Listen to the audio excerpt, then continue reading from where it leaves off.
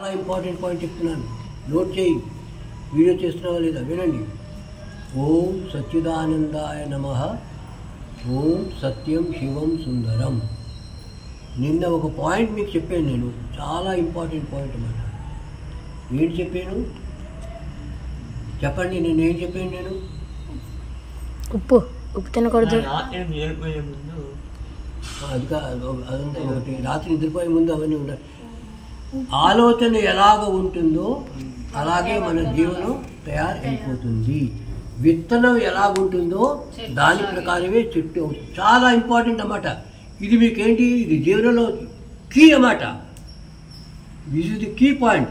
దాని ఆలోచన అంటే ఏమిటి? ఇప్పుడు విత్తనం ఉన్నది, ఇక్కడ వేసారంటే అది అవుతుంది, మొక్క అవుతుందా? రాయి మీద వేస్తే మొక్క అవుతుందా? డబ్బాలో పెట్టేసుకొని ఉంచుకున్నారు, ఏటవుతుంది? పురుగులు తినేస్తాయి, కొన్ని రోజులు అయిపోతాయి, అవునా కదా? ఆ విత్తనం ఉన్నది. విత్తనాలు ఏం చేయాలి అంటే మంచి భూమి మీద పెట్టాలి. పెట్టిన తర్వాత దానికి నీళ్లు పోయాలి, సూర్యుడు యొక్క కిరణాలు తగిలేటట్టు చూడాలి. మళ్ళీ దాని తర్వాత దాన్ని రక్షించాలి. చిన్న మొక్క అయిన తర్వాత ఆవులు వచ్చి ఏమైనా వచ్చి పశువులు అవి తినేస్తాయి, తినకుండా చూడాలి. అది పెద్దదవుతే అప్పుడు అది మనకి ఫ్లవర్స్ ఫ్రూట్స్ ఇస్తుంది, అవునా కదా? అలాగే ఒక థాటు మన వ్యక్తిత్వాన్ని మీ భాగ్యాన్ని నిర్మితం చేసేది ఏంటి? ఇంగ్లీష్లో ఒక ప్రావర్బ్ ఉంది. ఇంగ్లీష్ ఎవరెవరికి అండర్స్టాండ్ అవుతుంది చెప్పండి? ఇంగ్లీష్ ఎవరెవరికి వచ్చును? నీకు వచ్చిన ఇంగ్లీషు నీకు వచ్చిన, ఇంకెవరికి రాదా? మీకు రాదా? వినండి, నీకు వచ్చిన, ఇంకా నీకు వచ్చిన వినండి. ఇంగ్లీష్లో ఒక ప్రావర్బ్ ఉంది. So a thought and you reap an act. So an act, you reap a habit. So a habit, you reap a character. So a character, and you reap a destiny. ఎలాగ ఆలోచన ఉంటుందో అలాగే పని చేస్తాము.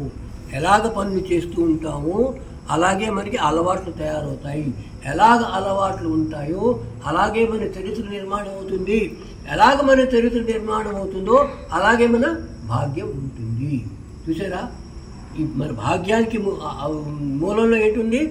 మన ఆలోచన. ఇప్పుడు ఆలోచనాన్ని దాన్ని బలపరచాలి, దాన్ని సమానంగా రక్షించుకోవాలి. బలపరచాలంటే ఏమిటి చేయాలి? Very important point, you must note down. ఇదేమిటి? జీవనంలో మీకు సాఫల్యం రావాలి అంటే ఇది కీ పాయింట్ అన్నమాట. వాట్ ఐఎమ్ టెలింగ్ టుడే, మీ కాపీలో వెళ్ళి నోట్ చేసుకోవాలి. ఇలాంటి పాయింట్ మీకు ఎక్కడో అని దొరకదు. తెలిసిందా లేదా? ఏంటి? థాట్ని బలపరచాలి బాగా అన్నమాట. థాట్ మామూలుగా ఏంటి? మన కాన్షియస్ మైండ్లోనే ఉంటుంది, మీదనే ఉంటుంది. ఆ మీదనే ఉంటే పనికిరాదు. విత్తనం మీదనే ఉంటే పనికిరాదు. భూమి మీద పెట్టి దాని యొక్క రూట్స్ లోపలికి వెళ్ళిపోవాలి. అలా ఒక థాట్ ఉన్నదనుకో, నువ్వు అనుకుంటావు నేను ఇలాగ అవ్వాలి, నా ఆరోగ్యం బాగుండాలి. దాన్ని బలపరచాలంటే ఆ ఆలోచన ఏమిటి చేయాలి? ఫస్ట్ దాన్ని ఏంటి చేయాలి అంటే, ఆలోచన ఎక్కడి నుంచి వస్తుంది? మైండ్లోంచి వస్తుంది, మన మైండ్. కానీ దాన్ని బలపరచాలంటే మన ఫీలింగ్ కూడా ఉండాలి, ఇమోషన్స్, మన భావాలు. ఆ ఆలోచన ప్రకారం మనకి భావాలు ఉండాలి. ఇక్కడ హార్ట్. ఇదేమిటిది? హార్ట్. మైండ్ని బలపరిచేది ఏమిటి? హార్ట్. థాట్ని బలపరిచేది ఇమోషన్స్, ఫీలింగ్స్ అన్నమాట. దాన్ని బలపరుస్తుంది. ఇంకా దీన్ని బలపరచాలంటే విజువలైజేషన్ అంటారు. విజువలైజేషన్ విన్నారా లేదా? విజువలైజేషన్ అంటే తెలుగులో ఏంటంటారు నాకు తెలియదు కరెక్ట్ వర్డ్. విజువలైజేషన్ అంటే ఇక్కడ ఏంటి ఉంది? ఇక్కడ మూడో కన్ను ఉంది. ఇక్కడ గుర్తు పెట్టుకుంటున్నాం అంటే ఇక్కడ ఏంటి? మూడో కన్ను ఉంది. మూడో కన్నుతో చూడాలి. దాన్ని విజువలైజేషన్ అని అంటారు ఇంగ్లీష్లో. విజువలైజ్ అంటే ఏమిటి? ఒక థాట్ని, అదంటే ఏమిటి? కళ్ళు మూసుకుంటే ఆ థాట్ యొక్క బొమ్మ నీకు అవపడాలన్నమాట. అర్థమైందా లేదా? ఆ థాట్ యొక్క బొమ్మ. ఆ థాట్ అంటే ఏమిటి? నా యొక్క బొమ్మ. దాని మాటలు వినబడాలి. ఆ థాట్ మీదే మన ఉద్దేశం ఏది ఉందో అదే థాట్లోకి వస్తే దాన్ని బలపరచాలంటే దాన్ని విజువలైజేషన్ చేయి. మూడో కన్నుతో చూడాలి. ఈ కన్నుతో కూడా చూడు. లోపల ఇన్నర్ ఐస్ అంటారు అనమాట. దాన్ని విజువలైజేషన్ అంటే ఇన్నర్ ఐస్ చూడు. థర్డ్ ఐ, మూడో కన్నుతో చూడు, ఇన్నర్ ఐస్తో చూడు. ఈ కళ్ళతో కూడా చూడు. లోపల ఇలా కళ్ళు కూర్చొని కదా, అది మీకు అవపడాలన్నమాట. ఆ థాట్ యొక్క విజువలైజేషన్, దాని యొక్క ఫీలింగ్ ఉండాలి. విను, అది గట్టిగా అనుకోవాలన్నమాట. I'm going to succeed in life.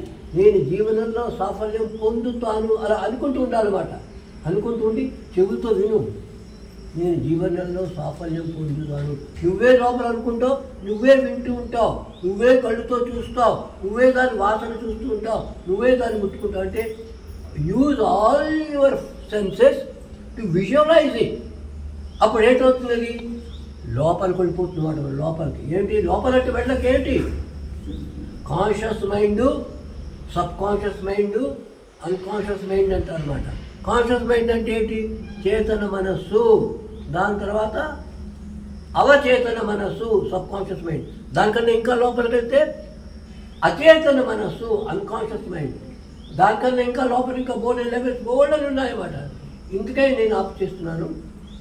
ఎందుకంటే కాన్షియస్ మైండ్లో పవర్ తక్కువ ఉంటుంది, సబ్ కాన్షియస్ మైండ్లో పవర్ ఎక్కువ ఉంటుంది. అవునా కదా? ఎందుకంటే అది ఫీలింగ్స్ దగ్గర ఉంటుందన్నమాట. అన్కాన్షియస్ మైండ్లో చాలా పవర్ ఉంటుందన్నమాట. అందుకు మనం ఈ థాట్ని ఏం చేయాలి? లోపలికి రూట్స్ పంపించాలన్నమాట. సబ్ కాన్షియస్ మైండ్కి, అన్కాన్షియస్ మైండ్కి లోపలికి తీసుకెళ్ళాలన్నమాట. తీసుకెళ్ళాలంటే visualisation. Repeat the thought.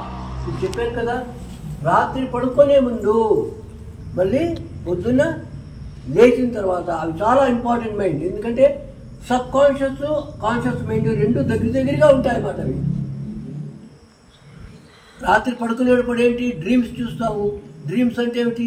Sub conscious mind అనమాట. గాఢ నిద్ర ఏంటి? అన్కాన్షియస్ మైండ్ అనమాట.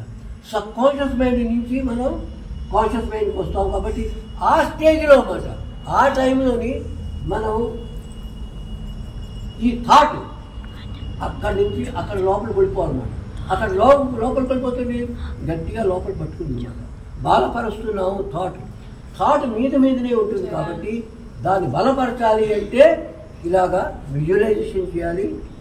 దాని తర్వాత ఫీలింగ్తో దాన్ని కనెక్ట్ చేయాలి. దాని సబ్ కాన్షియస్ మైండ్, అన్కాన్షియస్ మైండ్లో లోపల పెట్టేయాలన్నమాట. నీకు కళ రావాలంటే దాని గురించే కళ వస్తుంది అన్నమాట. నువ్వు అనుకున్నాను నేను కలెక్టర్ అవుతాను అంటే ఏంటి? నీ కళలో కూడా నువ్వు చూడాలి. ఇప్పుడు కలెక్టర్ అయిపోయినట్టుగా ఆఫీసర్ అయిపోయి కూర్చొని ఉన్నావు, అలా విజువలైజ్ చేయాలన్నమాట. అందరూ నీకు ఇది పని రారా బెల్ల కొడతా వస్తాడు, క్లాక్స్ అందరూ వస్తారనమాట. అలా కూర్చొని అలా విజువలైజ్ చేయాలన్నమాట. అలా విజువలైజ్ చేసి అదే డ్రీమ్లో కూడా చూడాలి. తెలుసుదా లేదా? అలా డ్రీమ్లో చూసేపెట్టి ఆ థాట్ బలపరుస్తావు. అలాగే నీకు ఏదైనా రోగం వచ్చిందనుకో, ఆరోగ్యం బాగలేదు, ఆరోగ్యం బాగైపోవాలి అంటే ఆరోగ్యం బాగైపోయినట్టుగా ఆలోచించు. దాని గురించి విజువలైజ్ చేయి. అన్ని చాలా బలంగా ఉండి నాకంతా సాఫల్యం వస్తుంది, నాకు రోగాలు ఏమి లేవు అంత అలాగే ఆలోచించాలన్నమాట దాని మీద. ఇప్పుడు చెప్పినట్టుగా మైండ్ దగ్గర నుంచి హార్ట్కి తీసుకెళ్ళాలి, హార్ట్ దగ్గర నుంచి విజువలైజ్ చేయాలి, మూడో కన్నుకి తీసుకెళ్ళాలి, మూడో కన్ను దగ్గర నుంచి మన ఇంద్రియాలన్నీ ఉపయోగించి చూడాలన్నమాట. కాన్షియస్ లెవెల్లో, సబ్ కాన్షియస్ లెవెల్లో. అప్పుడు అది చాలా బలపరుస్తుంది అన్నమాట. అప్పుడు దాని ఏంటి? It will give you great strength. అది మన జీవనంలో ప్రాకట్యం అవుతుంది. అవునా కదా? ఇప్పుడు అంటారు ఒక మనిషి ఏం చేయగలడు? ఒక మనిషి అయినా చాలా మట్టుకు చేయగలడు. మనం చూస్తున్నాం కదా, హిట్లర్ అనుకున్నాడు ప్రపంచాన్ని నాశనం చేశాడు. దయానంద సరస్వతి ఎవరు? ఒకడే మనుషుడు. ఆయుష్మా స్టాప్ చేశాడు, ఎంత మేలు చేశాడు, ప్రపంచం అంతటికీ మేలు చేశాడు. అలాగే సుభాష్ చంద్ర బోస్ ఒకడే మనుషుడు. నేనేం చేయగలను, అన్నీ చేయగలను అనేసి అంతలా చేసి పెట్టాడు. అతని వల్లే మనకి స్వరాజ్యం వచ్చింది. అలాగా ఒక మనిషి నేనేమి చేయలేను అనుకోకూడదు. ఇంతసారి నేను చెప్పాను కదా నిన్న, ఒక యాటంలో అంత శక్తి ఉంది. రెండు రకాల శక్తి ఉంది, creative as well as destructive. రెండు రకాల శక్తి ఉందన్నమాట. ఆ క్రియేటివ్ శక్తిని మనం ఉపయోగించి అది క్రియేటివ్ దాంట్లో ఉపయోగించాలి. ఒక యాటంతో యాటమ్ బాంబ్ చేసి అంత నాశనం కూడా చేసేవచ్చును, అదే కాకుండా దాన్ని ఒక రియాక్టర్లో పెట్టి ఎనర్జీ కూడా క్రియేట్ చేసి పనులన్నీ కూడా చేయించుకోవచ్చు. సో అలాగే మనలో గోల్డెన్ ఐటమ్స్ ఉన్నాయి, అనంతమైన శక్తి ఉన్నది. కాబట్టి దాన్ని మనం ఉపయోగించుకొని నేను మేలుపరుచుకుంటాను, ప్రపంచం అంతటికీ మేలు చేస్తాను, నేను ఆరోగ్యంగా ఉంటాను, అందరికీ ఆరోగ్యం ఇస్తాను అని భావనలో ఉండి మనం బాగుండాలి, అందరినీ బాగు చేయాలి, మనం సంతోషంగా ఆనందంగా ఉండాలి, అందరికీ సంతోషం ఆనందం పంచిపెట్టాలి. ఓం శాంతి, ఓం శాంతి, ఓం శాంతి.